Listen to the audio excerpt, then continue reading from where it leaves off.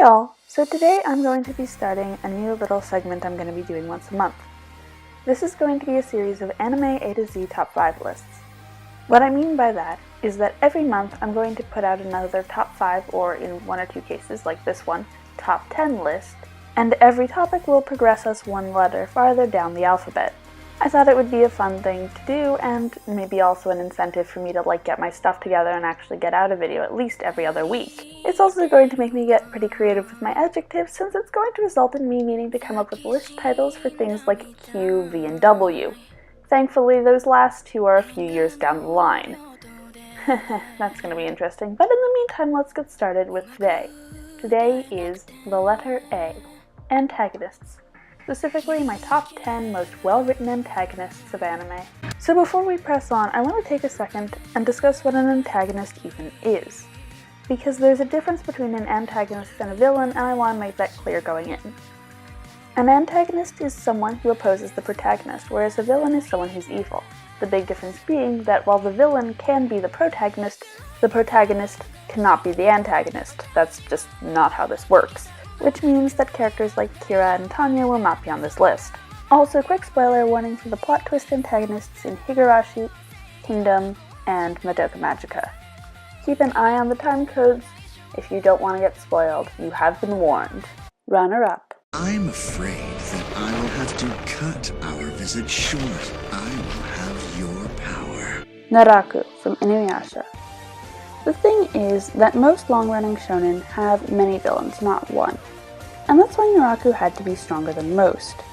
Any villain can be mwahaha bad, but not any mwahaha bad villain can sustain a series for nearly 200 episodes. The way that Naraku achieves this is, well, actually there are several ways. First off, he has wronged the main characters in the past in ways that make you hate him. That's pretty obvious, but that doesn't actually mean that they'll continue to hunt him down throughout the series and still be justified. No. In order to do that, the show comes up with some concrete reasons that he needs to be tracked down. First off, there's Moroku. Moroku will literally die, and soon, if the curse in his right hand isn't dealt with. And that'll only happen by killing Naraku.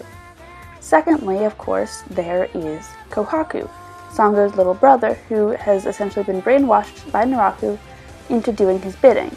And so he's carrying out Naraku's dirty work, and again, if they're going to save him, they have to stop Naraku. Thirdly, there's the matter of the sacred jewel. I'm glad this isn't the main reason, because that alone couldn't carry a show, but it's actually a pretty good one since it also gives us a reason for Naraku's power levels to keep increasing, since the more shards he collects, the stronger he grows, and thus the main characters, even as strong as they get, are never strong enough to beat him. It gives us a mechanic for that within this series, which is good and unusual. And finally, there's one last little thing which I really appreciated, which was the reason they give us for Naraku to drag this all out. Because there were a couple of times where he probably could have ended it killing one or more than one of the main characters. And that he doesn't would have been a huge flaw in the narrative's logic.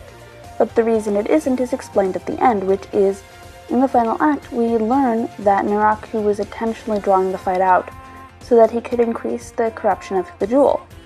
Which actually makes sense. It's not some BS deus ex machina to explain the unexplainable, but rather something that was built up throughout the entire series. Naraku wants to see the jewel corrupted.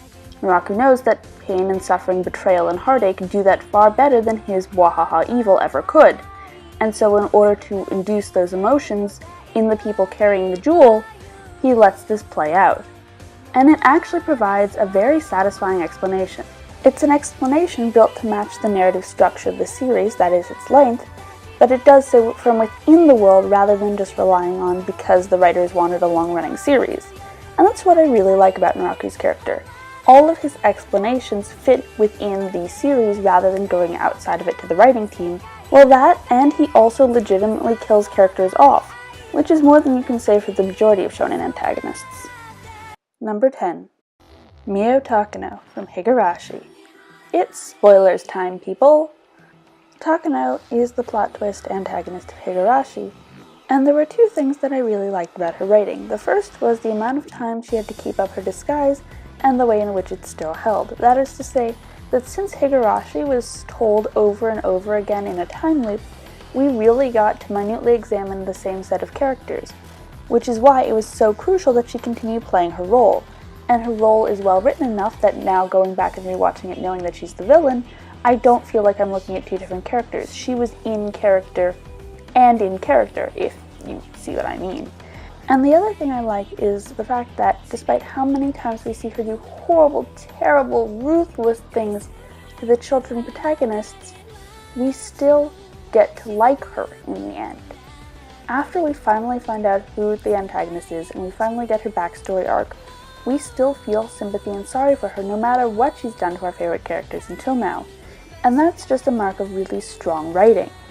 Additionally, the cyclical nature of her first being abused as a child and then coming back to hurt these children says something in a meta-narrative way about the cycle of abuse. I like the fact that they don't just do dark, terrible things to children because they're being edgy and all, but because they actually have something to say with their edginess.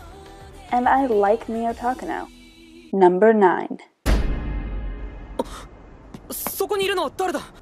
部下も連れず、不用心なことよ。 Lord Silvermask, also known as Prince Hilmes from the heroic legend of Arslan. Hilmes started out as what I've often referred to as a fear factor villain. The sort of villain whose threat factor comes from their power, and from the fact that they pose a real tangible threat to the main characters. Hilmes definitely falls within this.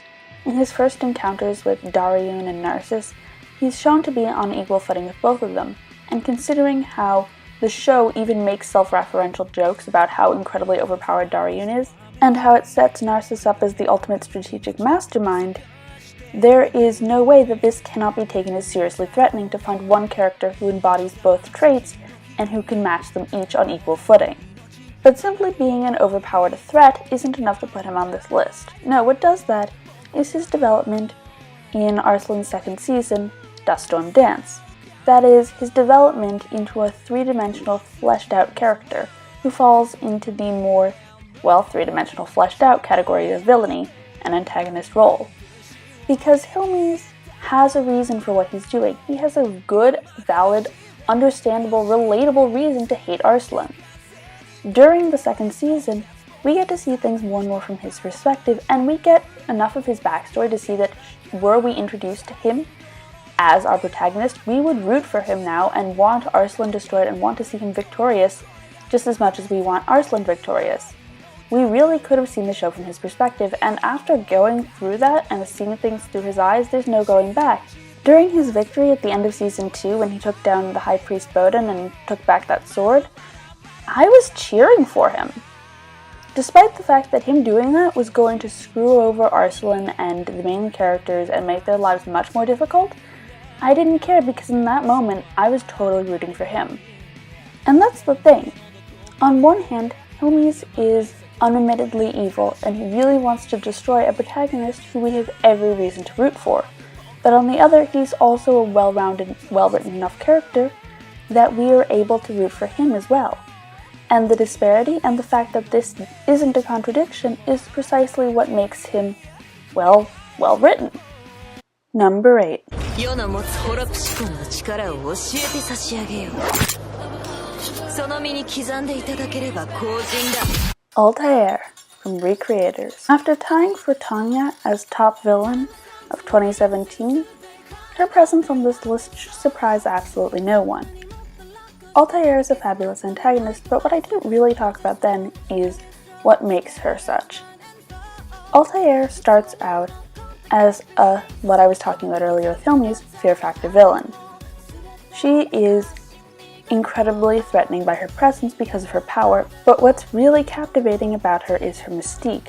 She has this incredibly mysterious aura and atmosphere which raises your curiosity because clearly she is the source of whatever is happening to cause these fictional characters to come to life, and clearly she has some agenda beyond just bringing them out of the page.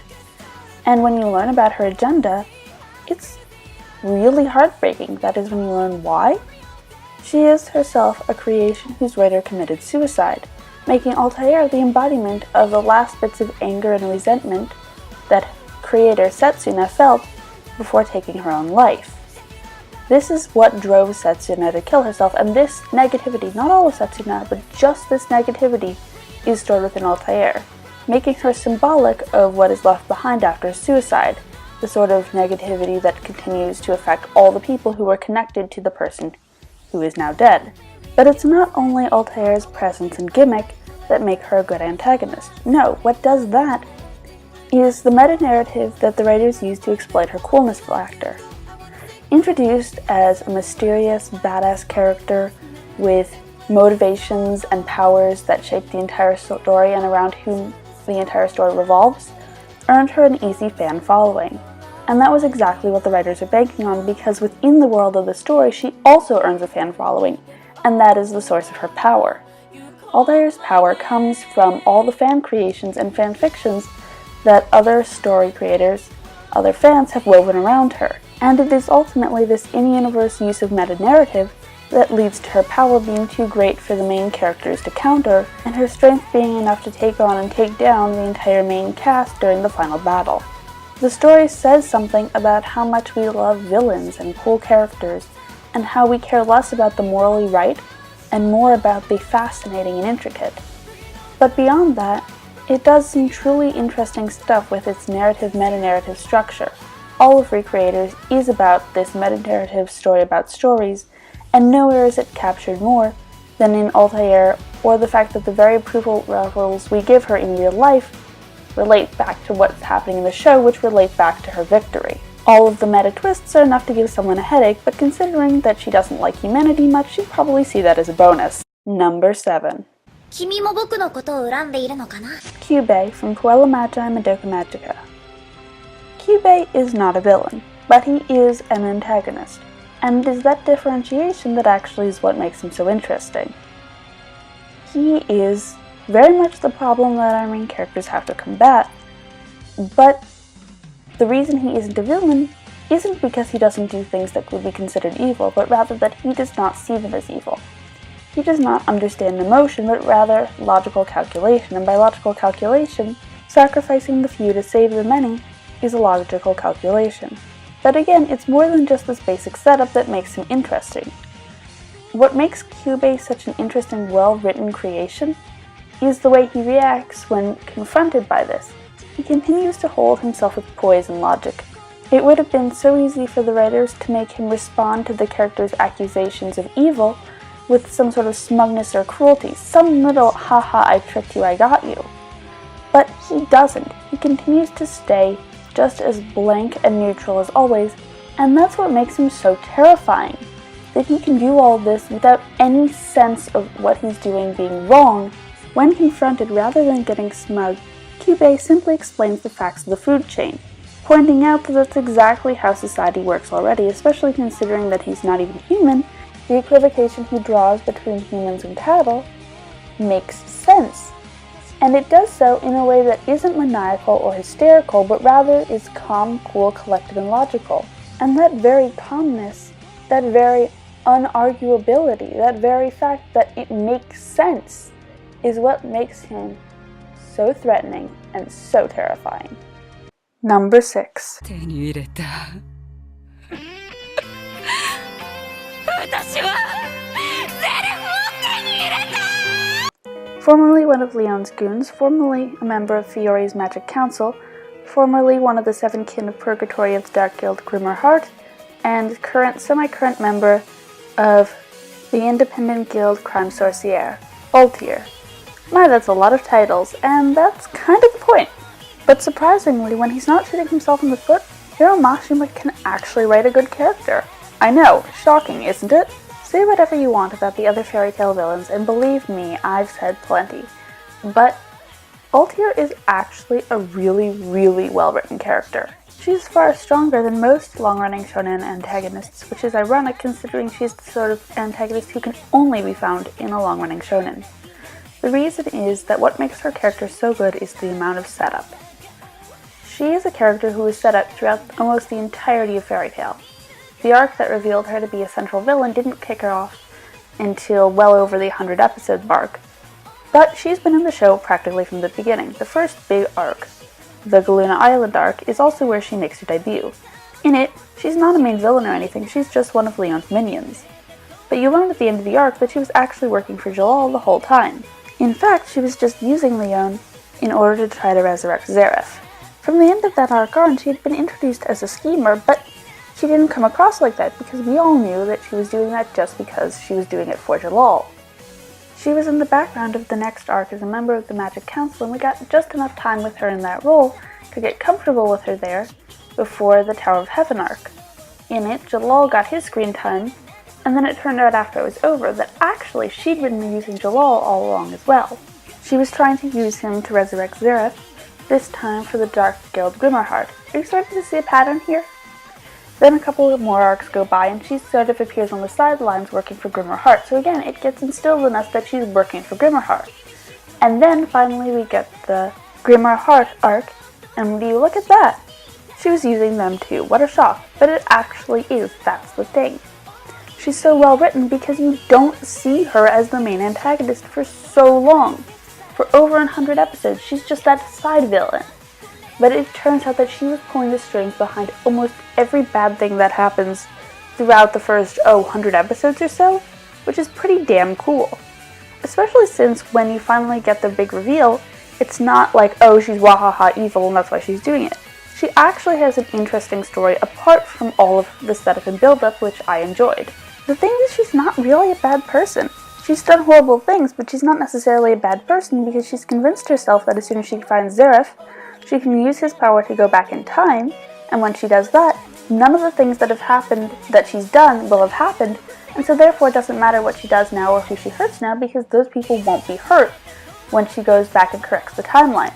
She's making everything on this ability to correct the timeline, and that's how she's managed to constantly justify to herself her horrible deeds, thus making her an interesting and complex character even apart from the incredibly well-written setup for her. She's so well written.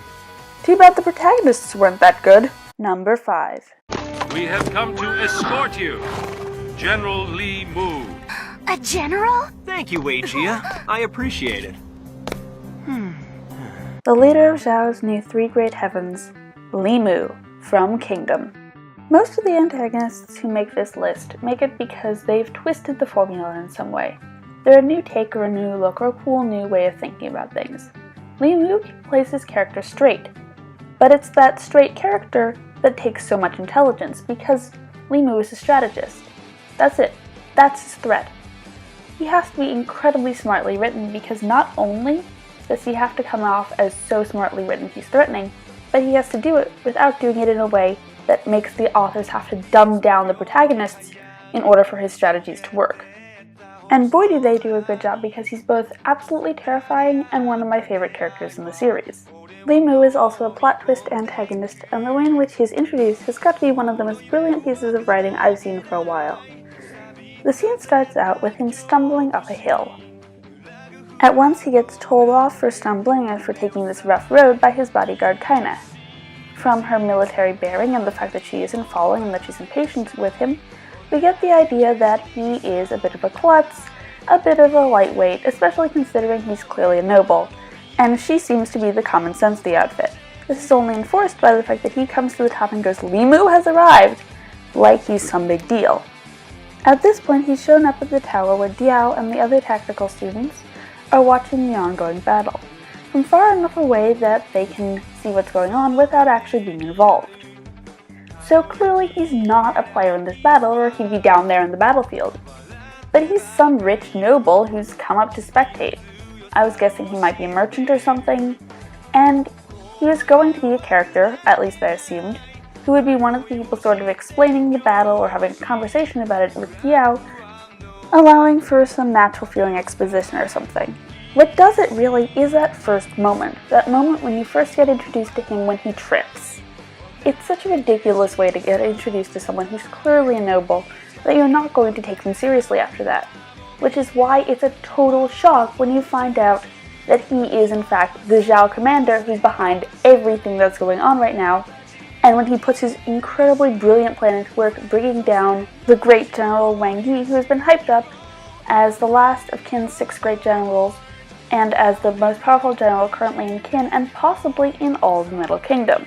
The whole arc seemed to be about Wang Yi facing off against his old enemy, Pang Nuan, only for it to turn out that Li Mu was actually behind the whole thing. He drafted Pang Nuan for the Zhao army specifically to target Wang Yi, and that he does actually in fact succeed in taking down Wang Yi is not something I saw coming. And then in Season 2 he sets up Zhao-Qin alliance specifically to turn a bad situation into a good one for him by setting Qin up to be defeated by Liang Pa. And when that ultimately fails, he immediately comes up with an even more daring plan in the coalition army. Unfortunately that was never animated, but goddamn if that, let's just say that he pulls off some even more dastardly schemes in that one. And then there's the current Zhao invasion arc, constantly coming up with new strategies. And the thing is, if this was a villain's list, he wouldn't be on it, because he's not a villain. The show never tries to make him evil.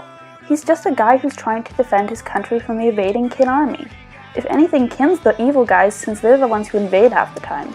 All I can say is that once he's in an arc, I never have any idea where it's going to go, and I'm so excited to see what happens with the rest of the Zhao invasion arc. Number 4.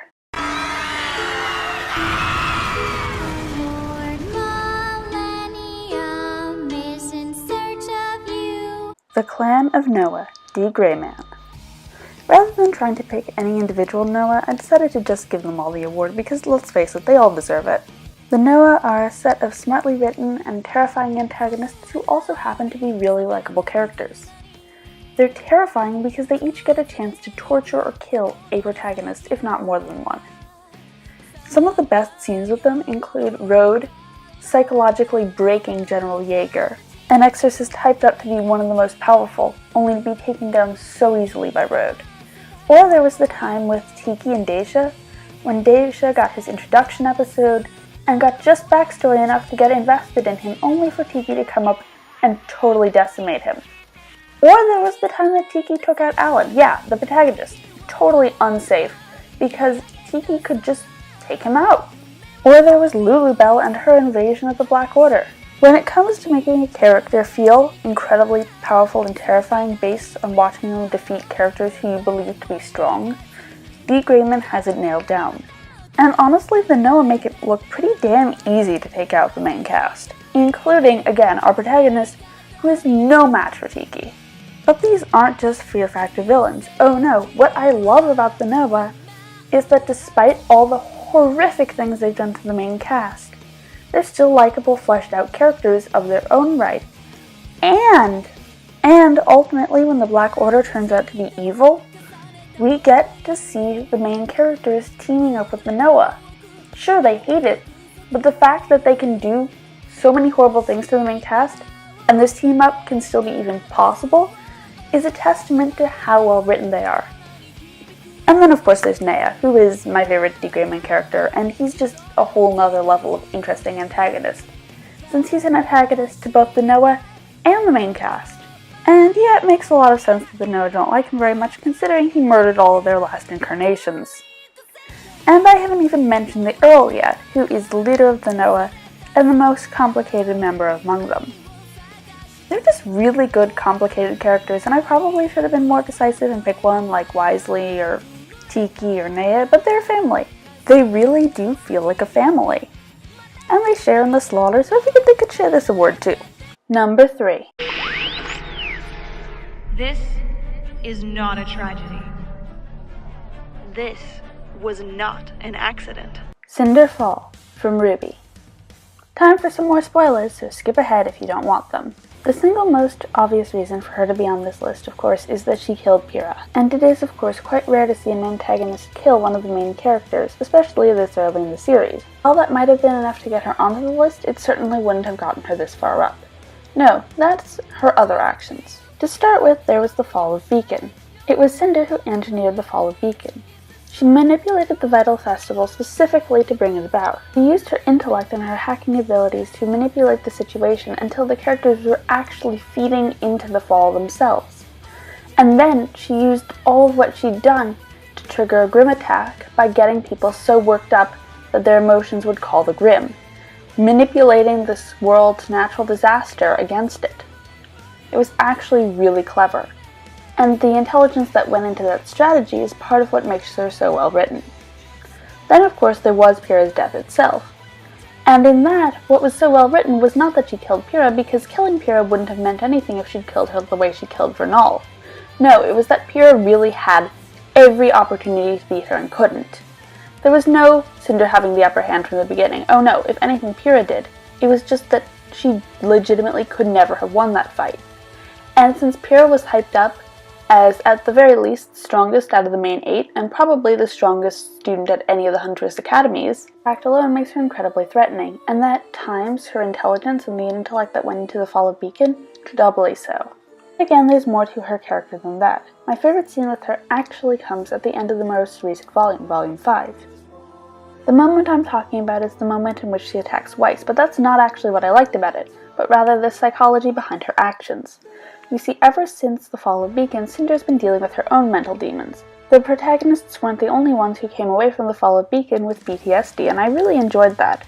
It's actually something I meant to mention in my Disability in Ruby video. Oh well, I'm mentioning it here. Anyway, Cinder was traumatized by that incident, same as everyone else, although for different reasons. And she's just been getting over that trauma. Finally, she's past it, and what happens? In a moment of fear for Jean's life, Ruby triggers her eyes again, and Cinder falls back into it. She freezes. Sure, Emerald takes out Ruby, but not before Cinder's been knocked down. And in that moment, Jean goes for her, and he comes very, very close to hitting her. She denies it later, but you can see from the terror in her eyes, she thought for a second there his sword was going to make contact. She thought she was finished, and she was terrified. And that's why she goes after Weiss. Because up until that moment, sure, she's taunted people, she's been cruel to them, but it hasn't been personal, except with Ruby. But now it's personal with Jean too, because he made her terrified. He made her think she was about to die, and so she has to take that terror out on him. And it's this moment of fear and her emotional reaction, and the fact that you can read all that in a few frames that marks her as a complex, well-written, and well-rounded character. Number 2.